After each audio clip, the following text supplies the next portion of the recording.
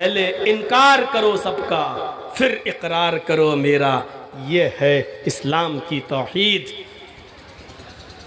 अच्छा आप ही बताओ और अक्ल से सोच के बताओ, पौवा खाली वालों, कितने लोग दिल्ली में काम करते हैं और कितने बम्बई में काम करते हैं? बहुत लोग हैं।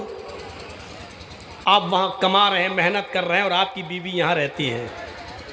ईमानदारी के साथ बताओ, यहाँ से कोई आदमी घूमने गया दिल्ली और वहाँ से आपके घर रुका है, 2-4 दिन घूमने के बाद वापस आता है, आपने कहा साहब अब तुम अपने गांव जा रहे हो, मैं यार 4-5 महीने से यहीं हूँ, एक काम करो, एक साड़ी मैं खूबसूरत ख़रीद के दे रहा हूँ, ये मेरी बीवी को दे देना घर जाकर। और आप खूबसूरत साड़ी दिलाकर 5-6 हज़ार 10 हज़ार की साड़ी ख़रीद कर उसको देते हैं कि मेरी बीवी को दे देना। अब आपका पड़ोसी या आपके गांव का आदमी घर आता है और दरवाज़ा खटखटाता है, आपकी बीवी दरवाज़ा खोलती है, उसने कहा लीजिए साहब, आपके पति ने परदेश से आपके लिए साड़ी भेजी है, तो बीवी को तारीफ़ किसकी करना चाहिए, शौहर की या साड़ी देने वाले की? शौहर की। अकल कहती है शौहर की। लेकिन बीवी अगर दरवाज़ा खोलते ही कहे ओह आप साड़ी लाए हैं, और दरवाज़ा खोल दे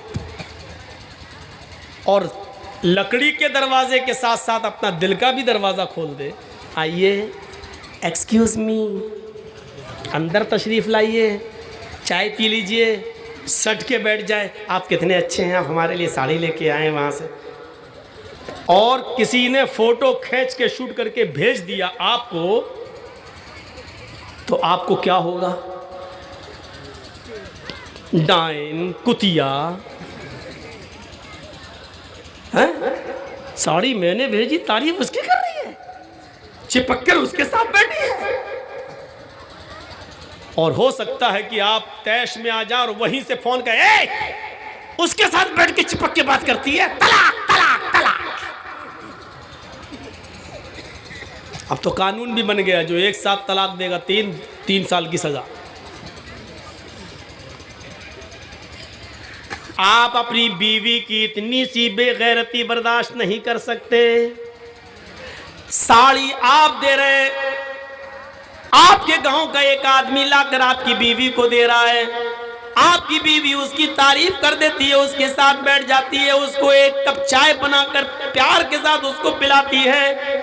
आपको साड़ी देने वाले की इतनी, अपनी बीवी की इतनी बेगैरती बर्दाश्त नहीं होती है, आप वहां से अपनी बीवी को तलाक तलाक तलाक की गोलियां दाग देते हैं। वो हमारा परवरदिगार इस बेगैरती को कैसे बर्दाश्त कर लेगा कि शादी तेरी हुई, मुलाकात तूने अपनी बीवी से की, रब्बे हबली मिनस सालिहीन कह कह कर तूने बेटा मांगा, बेटी मांगी, मैंने तेरी बीवी के रहम में बच्चे का वजूद मौजूद कर दिया। जैसे जैसे बच्चा रहम मादर में बड़ा होता जा रहा है, माँ का पेट भी बड़ा होता जा रहा है, बच्चा अभी दुनिया में आया भी नहीं है, बच्चा अभी दुनिया में आया भी नहीं है कि माँ की पिस्तान में उस बच्चे की ग़िज़ा पहले आ गई। वो माँ जो अभी तक जिसके पिस्तान से दूध का एक कतरा नहीं निकलता था, लेकिन अल्लाह को मालूम है कि ये बच्चा जब इस दुनिया में आएगा तो आते ही रोटी नहीं खाएगा, आते ही चावल नहीं खाएगा, आते ही मीट नहीं खाएगा, आते ही भैंस का और गाय का दूध इसको हजम नहीं होगा, इसलिए इसको हल्के दूध की जरूरत है जो इसकी माँ की पिस्तान में मौजूद होना चाहिए।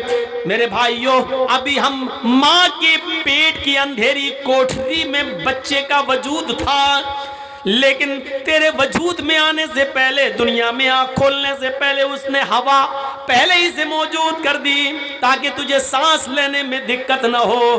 तू पैदा हुआ, तेरी माँ की पिस्तान में उसने दूध पहले ही से भर दिया, और माँ की पिस्तान में जो, आप इसमें कोई शर्म की बात नहीं है, दीनी मसला है, मालूम होना चाहिए, वो माँ की पिस्तान जो बच्चा अपने मुंह से दबाता है, जिसको हम और आप माँ की पिस्तान का निप्पल बोलते हैं, उस निप्पल के अंदर कई हजार सुराख होते हैं, कई हजार सुराख होते हैं, उस सुराखों से छन छन कर दूध आता है। अल्लाह रब्बुल आलमीन ने माँ की उस पिस्तान के अंदर हजारों सुराख इसलिए कर दिए क्योंकि अगर वो सुराख न होते तो एकदम बच्चे के मुंह में इतना दूध आ जाता कि जिसका लीवर उसको बर्दाश्त नहीं कर सकता था, हजम नहीं कर सकता था। इसलिए हल्के हल्के सुई के सुराख के बराबर, उससे भी हल्के हल्के नोक के बराबर इतने सुराख कर रखे हैं कि बच्चा जब माँ की पिस्तान से चाहे जितनी तेज दूध चूसे,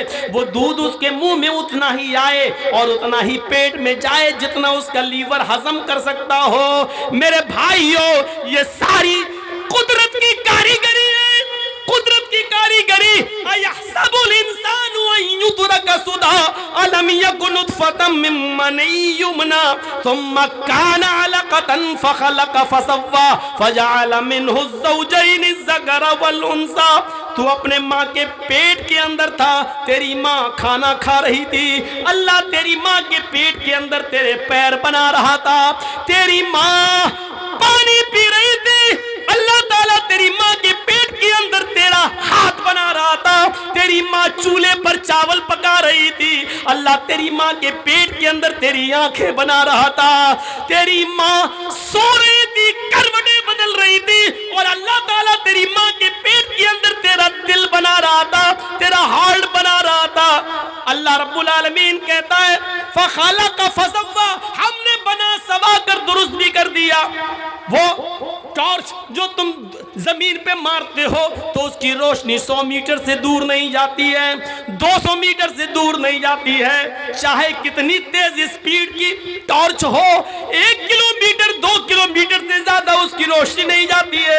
अल्लाह ने तुम्हारे दिमाग में, तुम्हारे भेजे में, तुम्हारे मस्तिष्क में हजारों तारों का कनेक्शन डाला और तुम्हें 2 चमकते हुए ट्यूबलाइट, तुम्हें टॉर्च दे दी, आंखें दे दी, जिसमें 1 सेकंड के अंदर 9 करोड़ 30 लाख मील की ऊंचाई पर चमकने वाले सूरज को देख लेती हैं, 2,40,000 मील की ऊंचाई पर लटके हुए चांद को देख लेती हैं। मेरे भाइयों, वो अल्लाह ये कैसे बर्दाश्त करेगा, उसकी गैरत ये कैसे गवारा करेगी?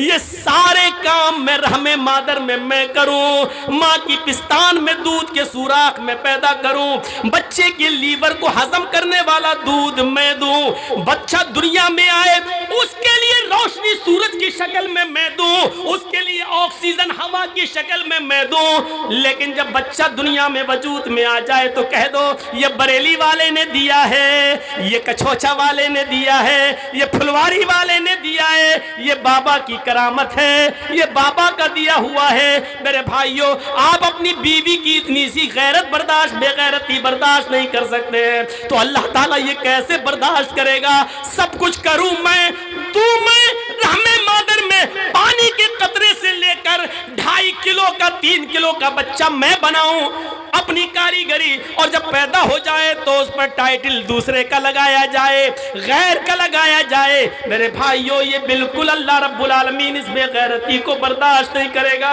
इसीलिए फरमाया, लोगों मेरे पास गुनाहों का समंदर भी लेकर आओगे तो मैं माफ कर दूंगा, लेकिन शिर्क लेकर आओगे तो मैं माफ नहीं करूंगा। शिर्क करने वालों को डायरेक्ट मैं जहन्नम के अंदर डाल दूंगा, क्योंकि मुशरिक ने मेरे मुकाबले में दूसरा खुदा बना लिया था, मुशरिक ने मेरे मुकाबले में दूसरे को अपना लिया था, मुशरिक ने मेरी ताकत के बराबर दूसरे में ताकत तस्वुर कर ली थी। मैं बेटा बेटी देने वाला हूं, मुशरिक ने यही ताकत दूसरे के अंदर भी मान ली थी, इसलिए मैं इसको कभी नहीं बख्शूंगा, कभी नहीं जन्नत में जाने दूंगा, इसको हमेशा जहन्नम में ही जलाऊंगा। मेरे प्यारे साथियों, अल्लाह रब्बुल आलमीन शिर्क बर्दाश्त नहीं करता। हमें सोचना है, ये गौर करना है, ये मजहब अल्लाह ने हमें दिया है, शीतल छाया में आओ इसके। इसलिए दुनिया की हर किताब पढ़ जाइए आप, तौहीद कहीं ख़त्म नहीं हुई है, तौहीद कहीं ख़त्म नहीं हुई है। बाइबल पढ़ो, there is no God but God is only one, एक ही है, दूसरा नहीं है।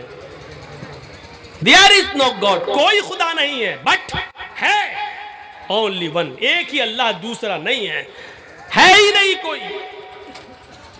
तौरात पढ़ो, यहूदियों की किताब तौरात पढ़ो, मूसा अलैहिस्सलातो वस्सलाम